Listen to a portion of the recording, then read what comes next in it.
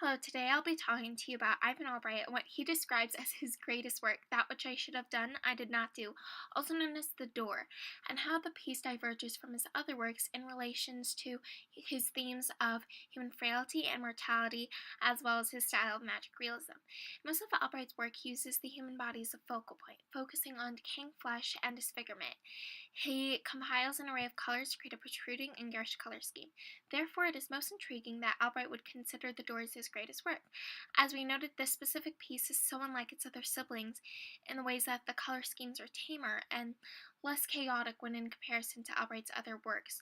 Also, most of Albright's works have a human person as the focal point of the piece, while the Door's centerpiece is a door, and because of the door not having a human being as the center point, means the painting cannot focus on his themes of decaying flesh and disfigurement, which means the art is less grotesque than his other works.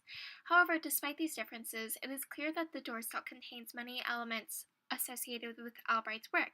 One such element is how Albright uses many colors to create one skin tone in his work, and although it is one skin tone, within that skin tone there are colors of blue and red and green to show discoloration and wrinkles and wounds, to show the decaying and the sagging of the skin.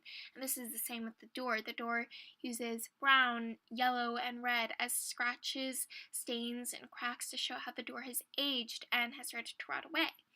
The definition of magic realism looks at mundane, um, through a hyper-realistic and mysterious lens to bring us a fresh presentation of the everyday world that we live in. And we see this in Albright's work because he takes someone in real life and he exaggerates it and makes it into something we see every day and something intriguing. The people he paints, he gives us a realistic understanding of how all humans decay, and yet he created something that can never truly happen because what he paints is just so lurid and whimsical that it can't occur naturally. And that's the same with the door. Because, yes, you will see weathered doors in so many places, but never a door like Albright's. And you'll never be able to find a door with so much character and color and filled with so much symbolism. And speaking of symbolism, all of Albright's works have themes of human frailty and mortality, yet with the door, it's shown in a different way than he would show through his other works. Because in other works, Albright uses the decaying bodies to show how time has passed and how beauty fades. The door shows human frailty and mortality through a weathered closed door, showing how the doors of life can close and that choices can be ended. And the funeral-like flowers on the door make the door look like a coffin, and the old hand that rests on the door seems like a loved one that's going to say goodbye to someone whose door of life has finally closed.